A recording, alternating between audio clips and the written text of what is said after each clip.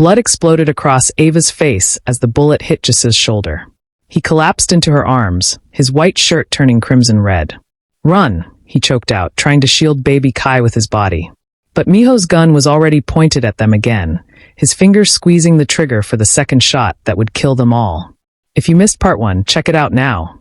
And if you're ready for the most dramatic continuation, hit subscribe and turn on notifications because this story is about to get insane. The second gunshot never came. Suddenly, men in black tactical gear crashed through every window and door of the mansion. Freeze! Korean National Police Special Unit. They swarmed Miho and his men, forcing them to the ground. The lead officer rushed to Jasu, pressing a cloth against his bleeding shoulder. "Sir, we got your emergency signal just in time." Ava stood frozen in shock, holding Kai, who was screaming from the noise and chaos. Her hands were covered in Jasu's blood. You called them?" she whispered as paramedics arrived. Jasu looked up at her with pain-filled eyes. "I've been working with them for months, gathering evidence against Miho's drug trafficking. The attack on my uncle. I knew it was coming. I tried to stop it." His words came out weak and broken. As they loaded Jasu onto a stretcher, he grabbed Ava's hand desperately, but before he could speak, his eyes rolled back and he passed out. Ava's world spun with confusion and fear. The police officer handed her a blanket and guided her to an ambulance. "Ma'am, you need to be checked for injuries too. Come with us to the hospital." All she could think about was the packed bag by the door. She'd been seconds away from running, from leaving him. And now he might die thinking she didn't trust him. 3 days later, Jasu finally woke up in the hospital. The first thing he saw was Ava sleeping in the chair beside his bed, dark circles under her eyes, Kai curled up in her arms. "Ava," he croaked, his throat dry. She jerked awake immediately, relief flooding her face. "You're awake. Oh, thank God you're awake." After the doctors checked him and adjusted his medications, silence filled the room. Finally, Jasu asked the question haunting him. "Why were you leaving that night? I saw your packed bag." His voice was gentle but full of hurt. Ava's eyes filled with tears of shame. I overheard something 3 days before the attack. I was walking past your office and heard someone who sounded like your assistant on the phone." She took a shaky breath.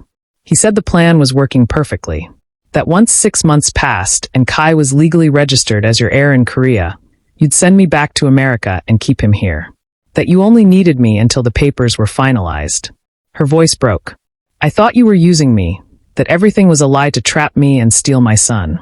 Jasu's face went from confused to horrified to absolutely furious. "What? When exactly did you hear this?" When Ava told him the date and time, Jasu closed his eyes, his jaw clenching. "That wasn't my assistant. My real assistant was with me at a meeting in Busan that entire day. I can prove it. Miho must have paid someone to impersonate him, plant that fake conversation where you'd overhear it. He wanted you to run so he could kill us during the chaos and claim you kidnapped Kai." The truth crashed over Ava like a wave.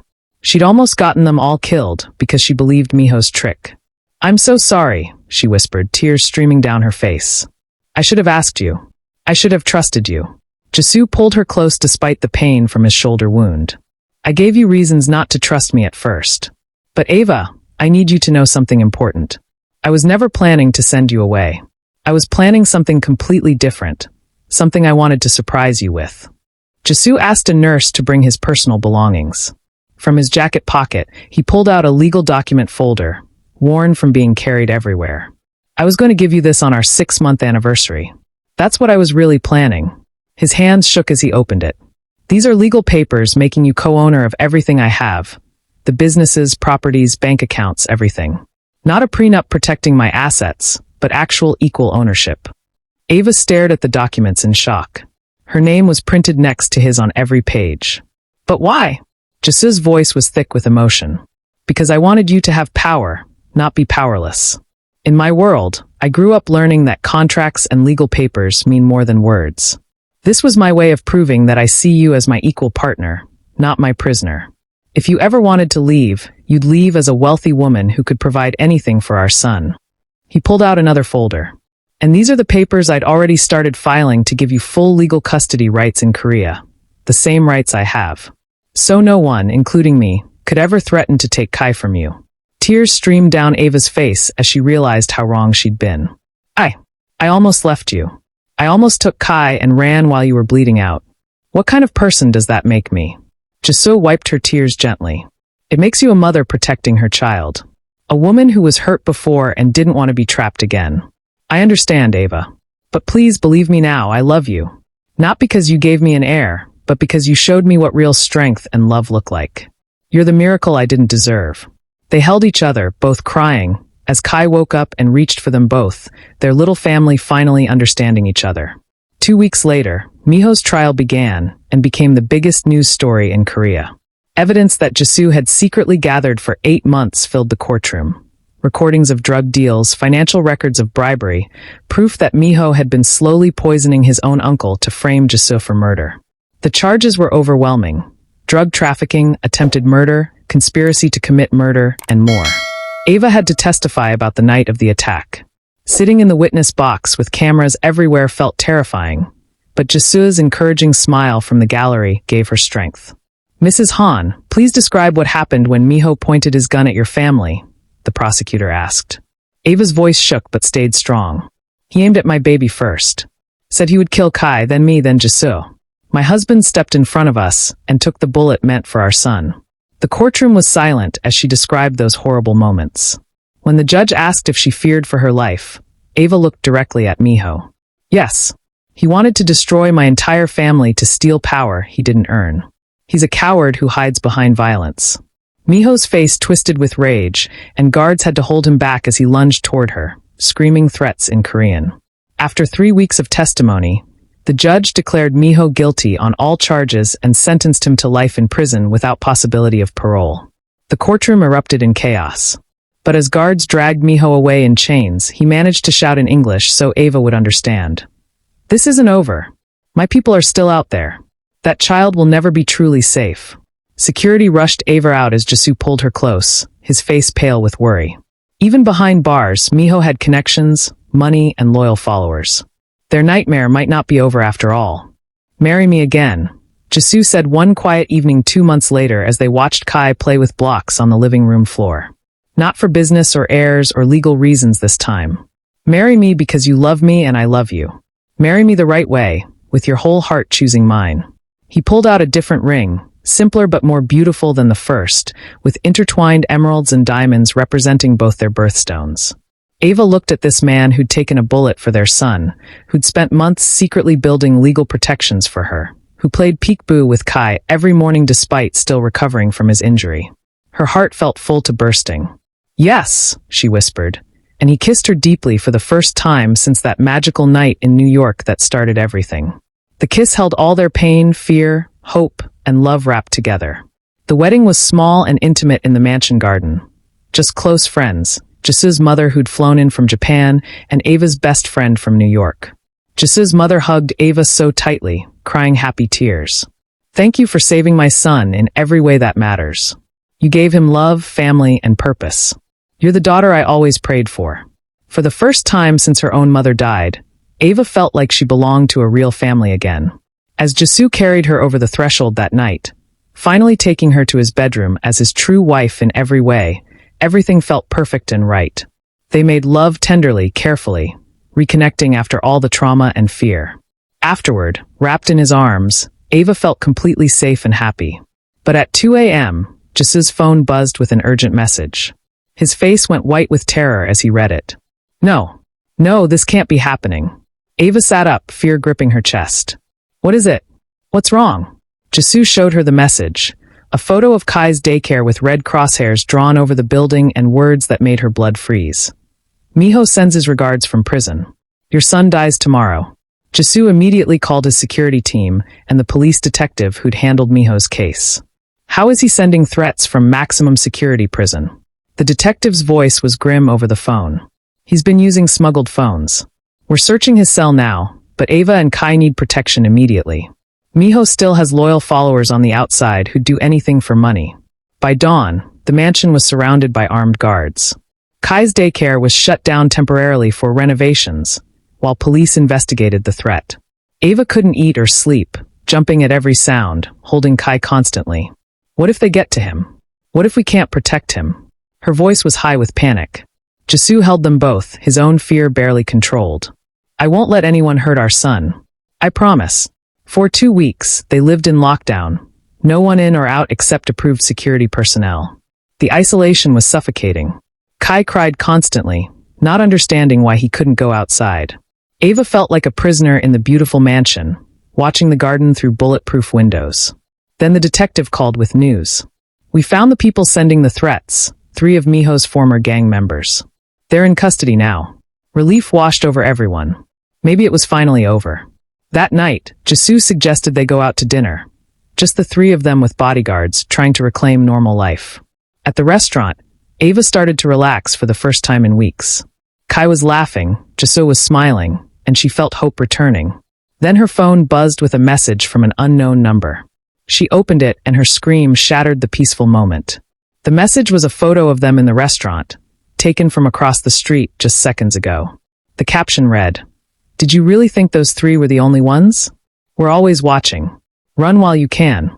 We can't live like this anymore," Ava said that night, her voice breaking as she packed Kai's clothes with shaking hands. "Our son is 16 months old and he's survived multiple death threats. This isn't a life, this is a nightmare. We need to leave Korea. Permanently." She looked at Jisoo with exhausted, desperate eyes. "I love you so much it hurts. But I love Kai more, and I can't watch him grow up afraid." Jisoo's face showed the war raging inside him. Duty to his family's legacy versus protecting the family he'd built with Ava. "My business, my mother, everything my grandfather and father built. They need me here." But even as he said it, his words sounded hollow. Jisoo's mother, who'd been listening from the doorway, stepped into the room. "No, son. Your wife and child need you more. I can manage the business. I did it for years when your father was sick. It's time for you to choose your own happiness over obligation." For 3 agonizing days, Jisoo struggled with the decision. He walked through the mansion remembering his childhood, his father's lessons, generations of family history in every room.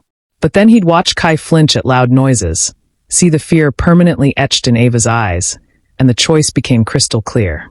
"America," he said finally, pulling Ava into his arms. "We'll move to New York. I'll transfer the business to my mother and cousins. Without me here, Miho's remaining followers will have no target, no reason to keep fighting." Ava sobbed with relief and joy, finally able to breathe again. They could be a normal family in America, no mafia politics, no death threats, just them. They spent the next week planning their new life, looking at apartments in Brooklyn near where Ava used to live, researching American schools for Kai's future. Everything seemed perfect until Jisoo's phone rang at midnight with a call that would change everything once again. It was the Korean president's private secretary with an impossible offer that would force them to reconsider everything they'd just decided. "Mr. Han, the president would like to speak with you personally," the secretary said. Within an hour, Jisoo was on a video call with the president of South Korea himself. Ava stood beside him, shocked that this was really happening. "Mr. Han, your work helping our police dismantle Miho's criminal network saved countless lives. We've been monitoring your situation, and we want to make you an offer." The president's face was serious, but kind on the screen. "We're offering you complete immunity for any past criminal activities in exchange for becoming a special government consultant on organized crime. You'd work directly with our national police, using your knowledge to take down other criminal organizations. Completely legal, well-paid, and with the highest level of government protection for you and your family. Your son would be safer than the president's own children." Jisoo stared in disbelief. "You're offering me a legitimate government job? After everything I've done?" The president nodded. "You've proven you want to change. This is your chance to use your past to build a better future for Korea and for your family. Presidential-level security, legal status, respect instead of fear. Your son could grow up here knowing his heritage, completely safe. Think about it." After the call ended, Ava and Jisoo sat in stunned silence. "This changes everything," Jisoo said quietly. "We could stay in Korea, Kai could know his grandmother and his culture, and we'd have real protection. Not just bodyguards, but the entire government." But Ava felt torn. "Korea has been so hard for me. The language, the culture, feeling like an outsider, the constant judgment. America is my home. I miss it so much." They held each other that night, both understanding they faced an impossible choice. Korea with safety and Jisoo's family legacy, or America with Ava's comfort and belonging. Either way, one of them would have to sacrifice something important. "We have to decide together," Jisoo said. Whatever we choose as a team. But neither of them knew that fate was about to make the decision for them in the most unexpected way possible. Ava had been feeling exhausted and nauseous for weeks, but she blamed it on the stress of death threats and deciding their future. One afternoon while playing with Kai in the garden, sudden dizziness overwhelmed her. The world tilted sideways and she collapsed, unconscious before she hit the ground. Jisoo found her minutes later, and his screams for help brought everyone running. At the hospital, doctors rushed her into emergency examination, while Jisoo paced the waiting room holding a confused, crying Kai. Please let her be okay. Please let her be okay, he prayed to any god who would listen. After an hour that felt like years, a doctor emerged with a strange expression, concerned but also smiling. Mr. Han, your wife is fine. She fainted from dehydration and exhaustion. But we discovered something during our examination. Jisoo's heart stopped. What? What's wrong? The doctor's smile widened. Congratulations. Your wife is pregnant. About 10 weeks along. That's likely contributing to her exhaustion and nausea. Both mother and baby appear healthy, but she needs rest and proper prenatal care. Jisoo stood frozen, unable to process the words. Pregnant. Another baby. Another miracle when doctors had said he could never father even one child. When Ava woke up and the doctor told her the news, she burst into tears, joy and fear mixed together. How is this possible? She whispered, placing her hand over her still flat stomach. That night, lying in the hospital bed with Kai asleep between them and Jisoo's hand resting gently on her belly, everything shifted. This changes our decision, Ava said softly. If we go to America, our new baby will never know your family, never understand Kai's heritage. But if we stay in Korea, will I ever truly feel at home? Will our children grow up with a mother who's always an outsider? Jisoo kissed her forehead tenderly. We stay, he decided. I'll take the president's offer. I'll make Korea safe for our family, not through violence and crime, but through justice and law. And I'll spend every single day making sure you feel loved and at home here. Our children will know both cultures, yours and mine. We'll teach them English and Korean. We'll celebrate American and Korean holidays. We'll build a bridge between our worlds. Ava wanted desperately to believe him, to believe they could finally have peace. But peace seemed like an impossible dream, and then reality came crashing down in the worst possible way. The call came at 2 a.m, shattering their fragile hope. Miho has escaped from prison. He killed 2 guards during a transfer and disappeared. We have no leads on his location. The detective's words sent ice through Ava's veins. Before anyone could react, the mansion's power cut out, plunging everything into darkness. Backup generators kicked in, but alarms were screaming. Get to the safe room, Jisoo shouted, grabbing Kai while pulling Ava toward the reinforced panic room he'd built in the mansion. But they didn't make it. Smoke grenades crashed through windows, filling the halls with choking gray clouds. Through the chaos, Ava heard Kai's terrified screaming and Jisoo's shouts. Someone grabbed her from behind, a cloth pressed over her nose and mouth. Chemical smell. Dizziness. Jisoo, she screamed, but her voice got weaker. The world went black. When Ava woke, her head pounding and vision blurry, she was tied to a chair in what looked like an abandoned warehouse. Panic exploded through her chest. Kai! Where's Kai? She screamed his name over and over, struggling against the ropes binding her wrists. Looking for this? Miho's voice came from the shadows, and he stepped into the dim light holding a crying Kai roughly by his small arm. Hello, sister-in-law. Miss me? Ava's mother instinct roared to life. Let him go. He's just a baby. Please, I'll do anything. Take me, hurt me, but let him go. Miho laughed, the sound echoing off the warehouse walls. Oh, your suffering is just beginning. Where's your heroic husband? He should be here soon. That's the plan, you see. Jisoo will come to rescue his precious family, and when he does, I'll kill him right in front of you. Then I'll kill you. And then I'll raise Kai as my own heir, teaching him that his real parents were weak and died because of it. Perfect revenge. Miho paced like a predator, still gripping Kai, who was crying for his mama. You want to know how I escaped? Money and loyalty. I still have millions hidden overseas and men who'd die for me. Prison was just a temporary inconvenience. He checked his phone. Your husband's GPS shows he's 5 minutes away. Good. The fun is about to begin. Ava's mind raced desperately. She needed to keep Miho talking by time for what? She didn't even know if help was coming. Why do you hate us so much? What did I ever do to you? Miho's face twisted with rage. You exist. You gave him the one thing he wanted most, a son and heir, proof he wasn't broken. I spent years being told I'd inherit everything because Jisoo was defective. Then you appeared and ruined everything. Suddenly, car engines roared outside.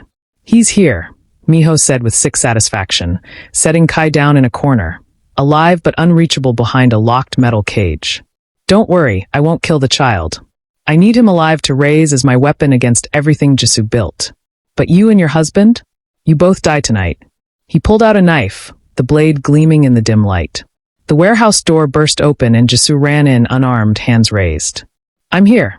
Let them go, Miho. This is between us. Behind him, Ava could see shadows moving. Police maybe? Or Miho's men? She couldn't tell. Miho smiled and advanced on Jisoo with the knife. Say goodbye to your wife. Time seemed to slow down as Miho lunged forward, the blade aimed at Jisoo's chest. But Jisoo was faster than expected. His months of physical therapy had rebuilt his strength. He dodged left, grabbed Miho's wrist, and they crashed to the ground in a brutal fight for survival. Ava screamed as the men fought viciously on the concrete floor, blood and violence everywhere. She struggled desperately against the ropes, managing to loosen one hand. In the corner, Kai wailed in his cage, traumatized but alive. Suddenly, gunshots exploded outside. Police had arrived, taking down Miho's men. It's over, Miho, Jisoo shouted, pinning his cousin down. You're going back to prison forever. But Miho laughed even as police poured into the warehouse. Am I? Look at your precious wife. Everyone's eyes turned to Ava, and horror flooded the room. Blood was spreading across her shirt, pooling on the chair beneath her. No! Jisoo's scream was inhuman as he abandoned Miho and ran to her. Ava! No, no, no! He frantically untied her, his hands shaking violently. The baby! Ava gasped, looking down at the blood in shock and terror. Something's wrong with the baby. I can feel it. The stab wound in her side from the fight. She hadn't even felt it happen in the chaos, the adrenaline blocking the pain. Now it burned like fire, and the wetness spreading down her legs told her something was horribly wrong with her pregnancy. Hold on, baby, hold on, Jisoo begged, pressing his jacket against her wound as paramedics rushed in. In the ambulance racing to the hospital, Ava gripped Jisoo's hand with fading strength. If you have to choose, save the baby. Promise me. Save our daughter. Jisoo was crying openly now, something she'd never seen. I'm not choosing. You're both going to be fine. Stay with me, Ava. Stay with me. But her eyes were closing, her grip getting weaker. The paramedic's face showed worry as monitors beeped frantically. We're losing her. Drive faster. At the hospital, doctors rushed Ava into emergency surgery while Jisoo collapsed in the waiting room, covered in her blood, holding Kai, who was still crying. Hours passed like torture. Finally, a surgeon emerged, still in bloody scrubs, her face exhausted and impossible to read. Mr. Han. Jisoo stood on shaking legs, Kai clutched to his chest. Your wife lost a lot of blood. The knife wound was deep and complicated by her pregnancy. We had to make some very difficult decisions in there. She paused, and that pause felt like death itself. I need you to sit down for what I'm about to tell you. Did Ava survive the surgery? What happened to the baby? And what difficult decisions did the doctors have to make that will change their family forever? What would you do in Jisoo's position? How do you cope when everything you love hangs in the balance? Do you think Ava and the baby will both make it? Drop your predictions in the comments. Smash that like button if this story has your heart racing. Share with everyone who needs this drama in their life, and subscribe for part 3 where we'll discover if this family survives or if Miho's revenge finally succeeds. Turn on notifications. The next part will destroy you.